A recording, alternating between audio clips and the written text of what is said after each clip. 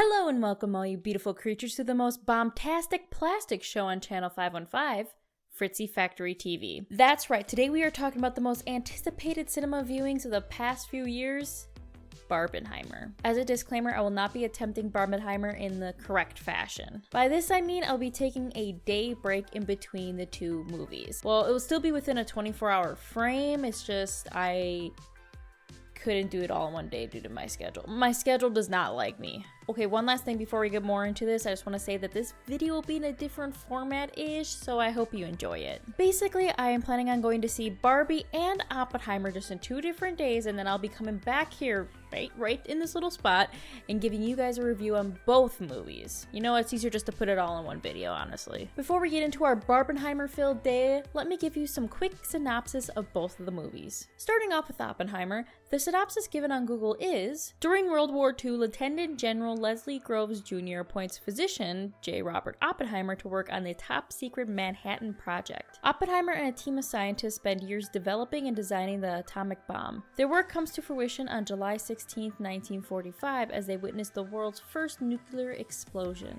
forever changing the course of history. I did hear that this movie might be the best movie of all time, or at least of our time, so I guess we will see. Now let's go party with Barbie. Barbie synopsis given on Google is, Barbie and Ken are having the time of their lives in the colorful and seemingly perfect world of Barbie Land. However, when they get a chance to go to the real world, they soon discover the joys and perils of living among humans. Oh, so it's basically just a metaphor for growing up and realizing that all the true struggles in life were guarded from us when we were kids. This movie would fit in really well with my 20-year-old self that now has to pay bills and doesn't know what the heck they're doing with their life. I find it funny though that these two blockbuster movies that have people on the edge of their seat to go see are in completely different genres and just different worlds. And for me, I'm excited to finally go see these movies, and you wanna know how excited I am? I will be diligently taking notes for both of the movies. No, not on my phone, silly. I'm bringing my handy dandy trusty journal. This is so that after my brain gets rattled by everything going on and it's time for me to give my opinionated summary, I'll be whipping out this bad boy with all my thoughts in it. Will I feel stupid about taking a journal with me inside a movie theater?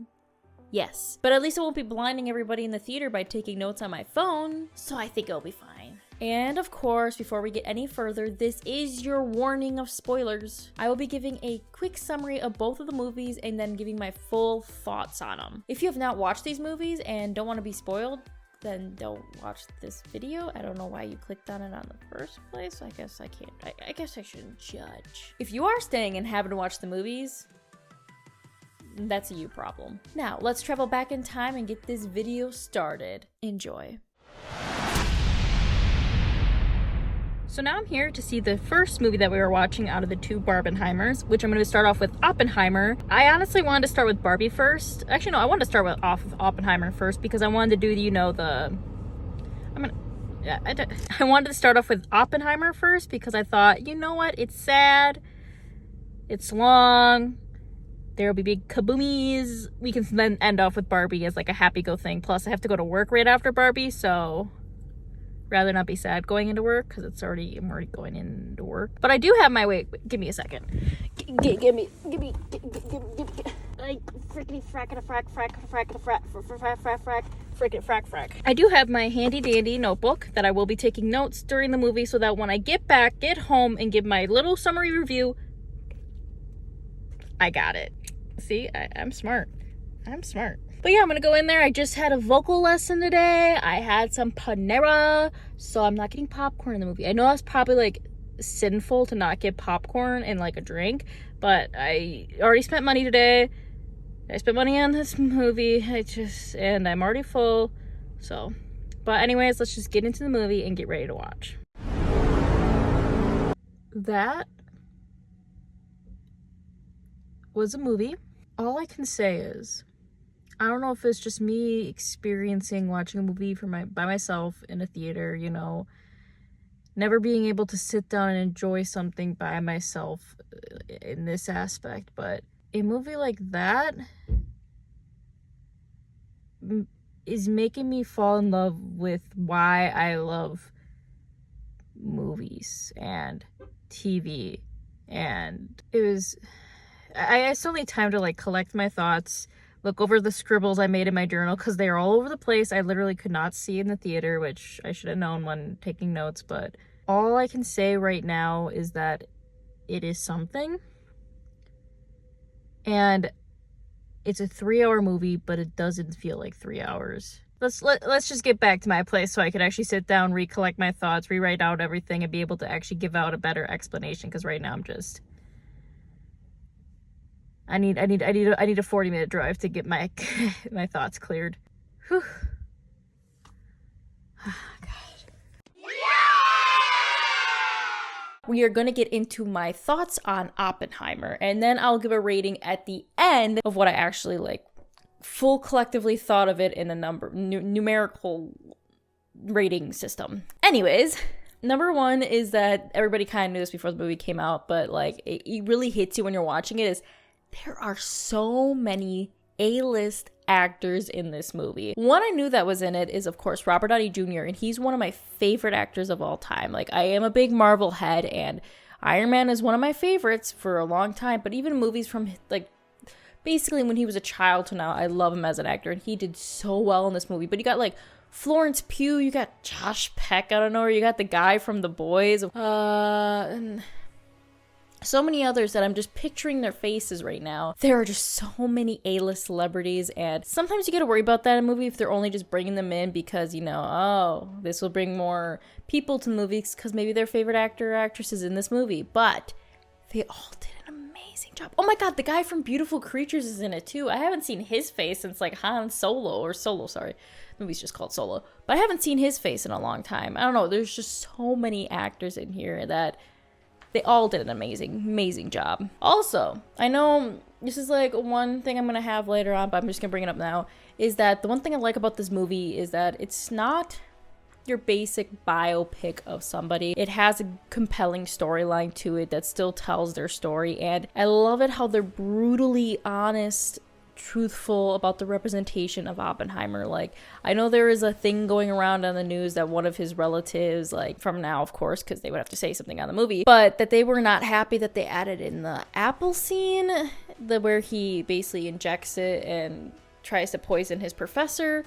But, of course, you kind of have to show that because you're showing every side of him. You can't just show the good sides of a person. And there's just so many other moments. Like, the one thing I had before this, but I'm just tying these 2 points together, is Oppenheimer be risen though. Like, not in a good way because he cheated multiple times. He's a womanizer. He loves his women. He's always cheating. He's always with the girls. But damn, some of the lines he had in the movie. But yeah, it's the idea of he was portrayed humanly, because he wasn't portrayed super good in one aspect or really bad in the other, because he is the, what is his name? The father of the atomic bomb. Like, yeah, overall, like, it's a great representation, and it's great that they're being human with it. And another reason I'm going to add this into this whole human aspect is the feel of the movie itself in the writing and the way that it's directed, in the sense that the topic at hand is very gloomy. It's the fact that it's all about this guy creating this mass destruction weapon, knowing that the rest of the world will change once it's made, because nothing like it has been made. Though you're coming into this movie and you're thinking, oh wow, this is going to be such a sad movie, it's just going to be overall depressing, it really isn't, because of the humor in it. It is cut and dry humor where you don't even, it's kind of like a cut and dry slap in the face. You're not expecting it, but you're gonna chuckle at some of the lines. And that's because of, like, the physicist humor, which I love about it, because it's humor that we can still understand as somebody who may not know anything about science, because it's not being that niche. But in the way that's portrayed in the movie with the writing, it sounds like it's niche, because it's very different than military generals' humor versus anybody else's. Sometimes it's hard to kind of fake that and make it seem realistic, but they made it seem realistic. Like, it's as if these scientists have their own way of speaking, but us as an audience who aren't scientists can still understand. It's the humor mixed with the gloom that makes it humanized. And I think that's why this movie hit me super hard, because it didn't feel like I was watching a movie. It felt like I was watching a story. Especially now with so many blockbusters that just feel like, oh, we gotta get that CGI, we gotta get that big bang boom wow. They still did it with this movie, but you're still feeling like, you still feel a connection. You still feel like it's being humbled and brought down to earth, if that makes sense. So when I was talking about the humor between like physicists and the military and everybody else, that's kind of all their own. It's their own, but it's still brought together. Is even the thoughts and ideas that I never really thought of too much, but it should have been a thought because, you know, it is the government and it is the world at hand, but their depictions of politics and how that played a big part in this whole war, because politics, of course, always plays a part in war, and the ignorance behind it. Because now in 2023, we are used to the idea of the atomic bomb and nuclear war, and the idea that it would bring mass destruction to Earth. At the time, they were just worried about getting the bigger bomb, the more destructive bomb, because they didn't want their enemies to have it, because they thought their enemies could never get it, because they didn't have as smart a scientists or whatever it could be. But that isn't the case that we know, but back then, no. So there's a lot of ignorance, and you even see that in the president, who is just like, get this, I think he said the P word, but get this pantyhose guy out of here, because he's afraid of making the hydrogen bomb and making something even more destructive. And it's just so humanizing to see that. And it's like, I felt bad for the physicist after that bomb dropped and everything, and especially for the first time for the test, because they were super excited that something they worked hard on, their work went somewhere, and then all of a sudden for it to take away, the military takes it and everything, and now they're worried that there's gonna be something bigger. And their whole ideal of they did it for science, they did it for the sake of their nation, and what could happen if the Nazis didn't surrender and everything. And it just keeps getting more and more political, but not to the point where you're like, oh, I'd just rather not hear about politics. It was very insightful and interesting, if you know what I mean. And I'm somebody who, I learned politics to an extent to understand what is happening in my country and what is going around the world, but I don't consume myself into it, if you know what I mean. Overall, it's just the relationships between the physicists and the military and the government and what's going on in the world. It left a tension, but you can still feel the relationship, if you know what I mean. I'm putting that down for a second. Even though we already know that Christopher Nolan is an amazing director, he has an expansive filmography. He just has a lot of great works under his belt that he has made that I will admit I have not watched. I plan on watching soon, okay? Like I said before, I kind of fell out of love with the cinema, and now I'm falling back in. Give me a second. He portrayed the foreshadowing so well in this with using practical effects. One of my favorite scenes, if you've seen the movie, which I hope you have, because if you're watching this right now, I'm so sorry that there's so many spoilers. I already gave you a spoiler warning, so that's your fault. But if you've seen the movie, you know that right after the first test drop, and then they dropped the bomb on Hiroshima and Nagasaki, he has this scene, Oppenheimer has a scene where he's walking into this like gymnasium, but it's the idea of using sound, the practical effects of people banging their feet, the lighting, especially the lighting, to make that effect of when a bomb drops and it's like blinding all around. Everything is just white. Then those ideas and those practical uses being used in other areas of the movie are so well done. Because it's like he's having basically a panic attack because of the guilt that's in him, and he's like just stepping into that burnt person, the skin melting off of that lady. Ugh. But there's a part where he's also sitting down and he's getting interrogated, because you know that's like part of the whole movie, is that they're having this interrogation because they believe that with Strauss pitting this against him while doing all this like other stuff, you know, they're sitting down and having the interrogation. You can just see in the background the cabinet shaking, everything's shaking like a bomb just dropped or something happened. But it's also being used as a way for his like almost panic attack, like the anger is ensuing in him, but he's also just every guilt that's laying on his shoulders is just getting up and way too much and stress and everything. You got the fuzziness and focusing just on him, but the world zooming out around him. It's the small little things that sometimes we take for granted, but they're so beautiful. Dang, that's all I had, which is probably good because I'm rambling way too much. All in all, this is an amazing movie. Like, my dad got mad I didn't go see this movie with him. I will admit he was not happy, and I didn't go see this with anybody. As I said before, I went to go see this movie by myself, and it was the first time I ever went to the movie theater alone, And I think it's the best that I went alone, because experience this movie by myself, thinking about it and taking it all in by myself, I want to say it's one of the best movies ever. And I agree with the media on it. It's absolutely wonderful. Before I give my rating though, this is another great reason why this movie is so good. Roderick's in it. Our boy Roderick is in it. I haven't seen his face in like forever. Like I knew he was in it because it was spoiled for me. There's a meme I saw, but when I saw his face in the movie theater, I almost wanted to yell out Roderick rules, not gonna lie. The rating I'm gonna give for this movie, and hold with me, I know I said this is probably one of the best movies ever, but I'm giving the rating of a 9.5 out of 10 because I don't want it to give it a 10 out of 10 like it's the best movie in the whole world, like everything was ever created should be created like this.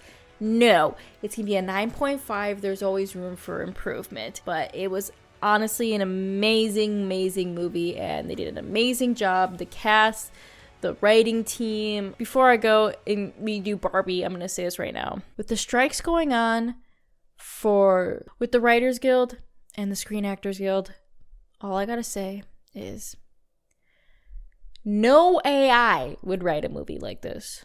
No AI would direct a movie like this. And no AI could act in a movie like this. It's so forth and so on.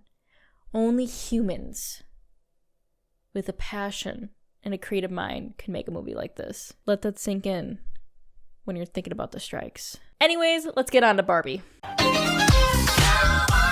Look at me with all my besties. Go to the Barbie. I'm just kidding. It's just me. Again, I'm going to the movies by myself. Also, don't mind the little blur here. I am blurring this because I'm wearing my work uniform. I'm literally coming straight from work. I worked an 8-hour shift starting at 4 a.m. I've been up since 2 a.m. and now I'm gonna go see the Barbie movie. Party time, I guess? Also, I should make a disclaimer. You know how this video was supposed to be shot in at least a 24-hour... Yeah, that didn't happen. I was running late to the last movie. I just refunded my ticket, so technically I'm on the next day and I'm going to see the movie now. Woo! But yeah, I'm gonna go in, I'm gonna get settled, gonna watch this movie, figure out my own thoughts. Oh, and you know, since I've been up since 2:30 in the morning for work, I'm having a little shot of 5-Hour Energy, not sponsored of course, because they don't know who I am. Cheers.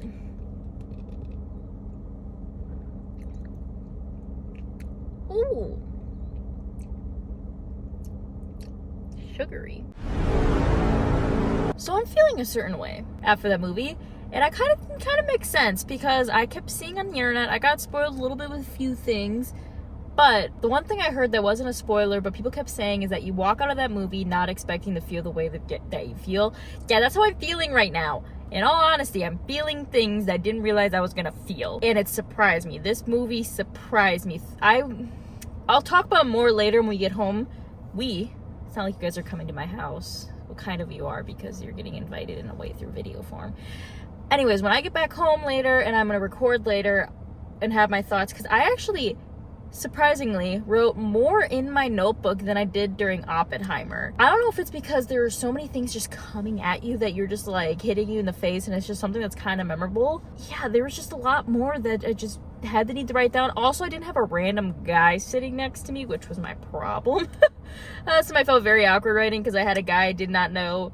He was doing his thing, I was doing my thing, but I was like writing discreetly. There was only like 2 ladies next to me, but there's still like 2 chairs like between us, so I was just like, let's go. I heard a lot of people said they came out of this movie feeling distressed. Not distressed, more of thinking and feeling.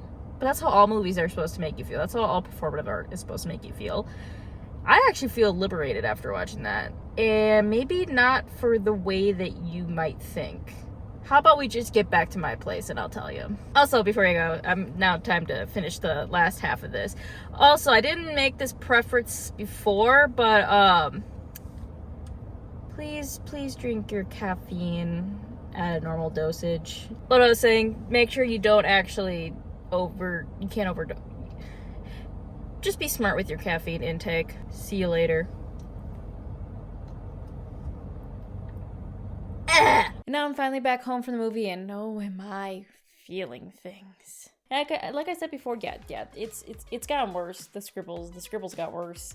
a lot more to write about when it came to this movie, to be honest. And before we get into the full review of Barbie, I just want to say, disclaimer, I do have friends. I actually was planning on going to go see these movies with my friends, and then plans fell through, and then I just impulsively bought the tickets, and I went by myself. And it was an experience. Everybody's got to go to the movie theater by themselves once in a while. It's just something, it's an experience that must be experienced, if you know what I mean. And the other thing I just want to say is, holy moly, lordy lord, is popcorn expensive at the movie theaters. I got the light combo, so I got the smallest popcorn you could get and a water, because I was like, I didn't do it for Oppenheimer. I should get a popcorn. I should get all that stuff so that I feel like I'm being a good moviegoer. So I did it. I got the popcorn.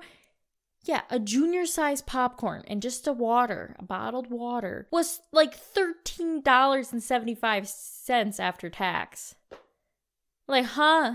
I didn't realize inflation was going that far up. Before I make myself any more sad, how about we get into the review of Barbie? So the first thing I want to talk about here is like that uncanny feeling. So it makes sense because, you know, they're all dolls, basically. They don't have the sense of reality in them. They only know their world, and their world basically being perfect. They don't have to worry about the economy. They don't have to worry about actual injuries or anything like that. Like, everything is pretty okay. Literally, she's flying down to her car at one point. Like, everything's going pretty well. But it gives that uncanny, like you're watching a horror movie almost, because it just gives that unsettling feeling that I just love. And the actors did an amazing job being so over dramatic yet settled at the same time. And it seems like the only real people is Gloria and Sasha. And that's funny because we get actual real people too. We get like Will Ferrell's character and all those CEOs, CFOs, like all the businessmen, and then the guy, I forget what his character's name is, but he's from Sex Education. Oh my god.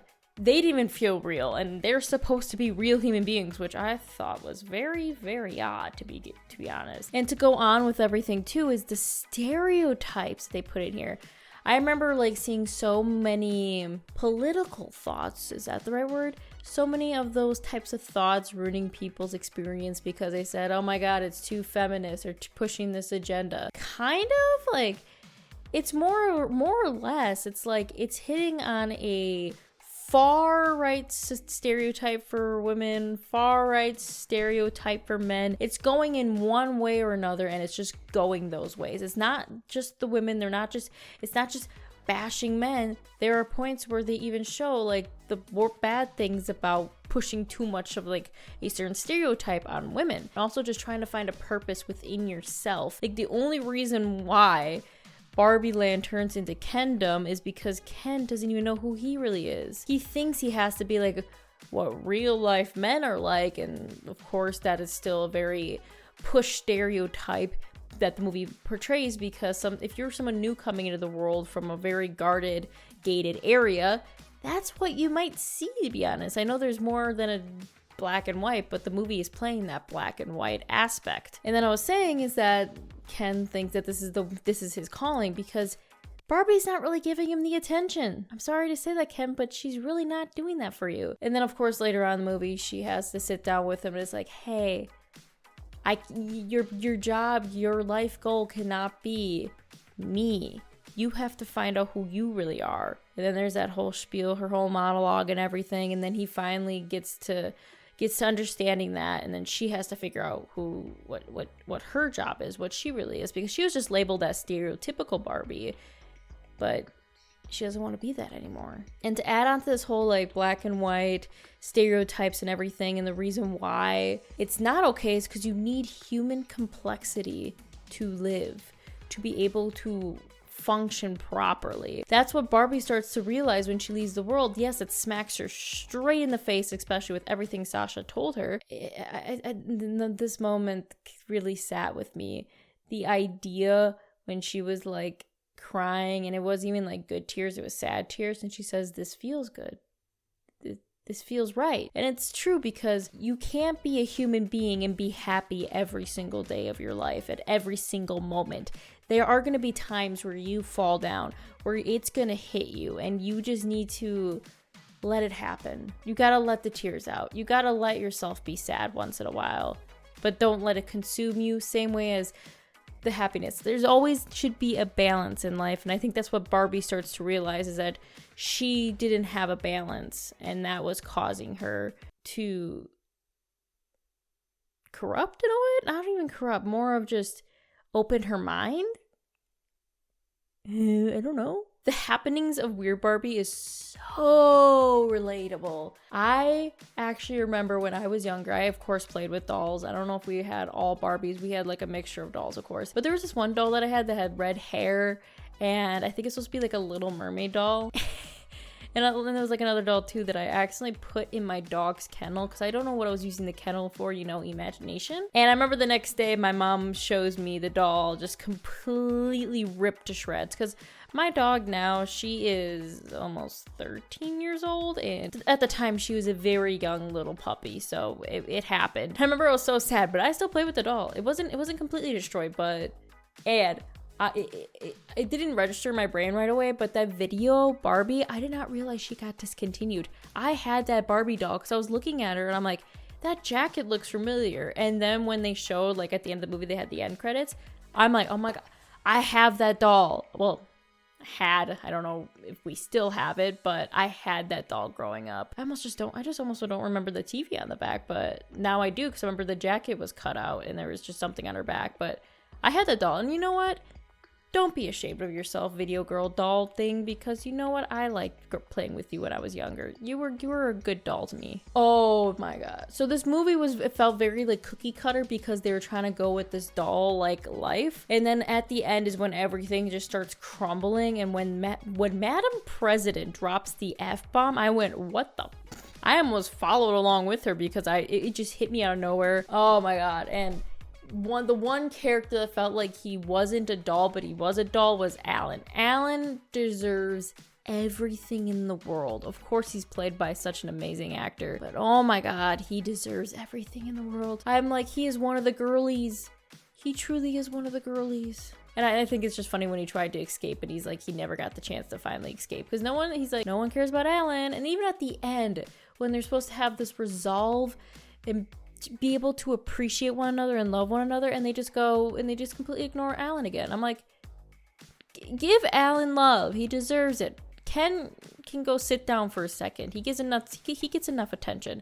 Alan deserves some attention, people. Oh my God, there's another line too that was said, and this was right before Barbie goes and leaves to go to LA to go find the little girl. Then she realized, of course, it's the mom that's actually causing her to think about death. But one line that was said that I'm like, oh my God, that should be like, if it was on a coffee mug or a shirt or a hoodie, I would buy it. And it just says, good luck in reality. I kind of snickered to myself at that line because I thought, you know what? That's a good one. That's a good line because it probably wouldn't have flown in any other movie. But for this movie, it worked with the whole idea of it. Can I just say, too, the music in this movie.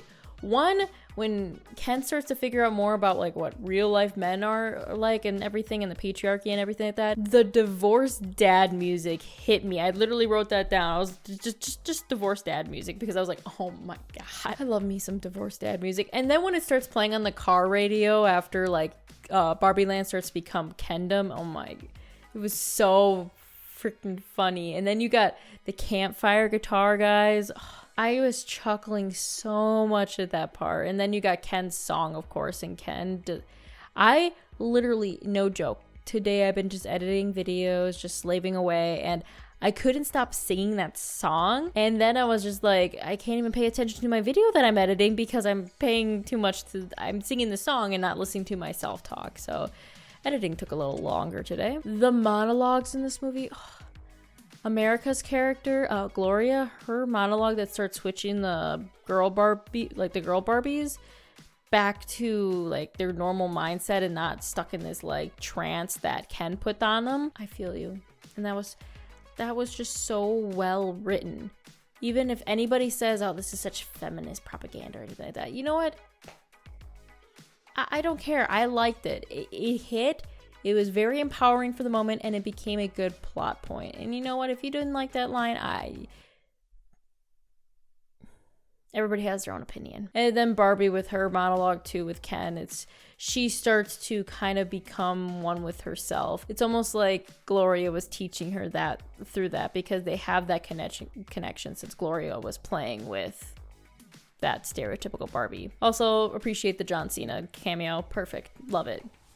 You did perfect, John Cena. And there is so much more that goes on in this. Like, I did feel bad for Ken, and I still kind of do. The whole Kens against each other, but then they come back together all together. And then the whole weird idea of that all the bosses are male, but they want the female presentation. They didn't want the guys. Those characters, I could go on a deep dive, like the Will Ferrell and the rest of them, because that was just like, I understand, because it's like in the real world, women are not running everything. It's usually men, and that's just how life has been, and we're trying to progress past that. That was just one weird part of like that movie that I still haven't wrapped my head around, but I just want to get straight to the ending. And that So I saw on social media people being like, I went to the Barbie movie to have fun and I had an existential crisis. And you know what? I actually did not have an existential crisis. I don't want to say I'm different than other people, but if I watched this when I was in high school, I would have had an existential crisis. Now I just smiled at it. And I think it's because it was a beautiful ending. It tugged at my heartstrings, but in a way, it's like, it made me happy that Barbie started to finally figure out who she was, even though she had to give up almost everything to do what she wanted to do by becoming human. And the whole Ruth character coming in from the beginning and coming back, and then being very blunt about tax evasion, but otherwise that little moment they had in this very blurry world was absolutely beautifully, stunningly well done. And of course, Billie Eilish's song just fits so well. You know, she has the great sad, depressed music, but it's good music, not say anything bad. It's just kind of the genre in my mind of her music. Now, what would I rate this movie? Well, here's the thing. You can't really rate Oppenheimer and Barbie the same, because they are just in their own worlds at this point. But I think I also give Barbie a 9.5. At first, I was going to give it an 8.5 throughout most of the movie until that ending part where we get to Ruth and Barbie talking with one another. Oh my god, that was the pinnacle changing point of the movie. Even though it was at the end of the movie, it actually felt like all the puzzle pieces finally fit. Otherwise, I was like, okay, this is really fun, cute movie, understandable. It feels like it's going by too fast. It feels like the ending was going to be kind of a little eh. But then it flipped itself on its head and truly pushed the movie to be better than what I originally thought it was going to be while watching. So that's why it gets a 9.5 and Oppenheimer gets a 9.5. But think of it this way. Their 9.5s are in different. This is Oppenheimer, this is Barbie, there's a line. They're in their own worlds and they get their 9.5s. But of course, they're not the best movie in the whole world and forever will be in the world, because I don't know what movie that will be. I don't know if it'll ever come in this world. But right now, they both get a 9.5. Well, that's all we got today, folks, and hopefully you enjoyed my thoughts on the movies, whether they are positive or negative, because I don't know. Now for you, of course, I got a question for you guys. The question today is, if you watched the movies, what did you think of Barbenheimer? Did it live up to your expectations? And if you have not watched it, why? Anyways, for now, I must say goodbye for today. Thank you all for tuning into this episode of Fritzy Factory TV, and I hope you all decide to join me on this channel. Fritzy, signing off.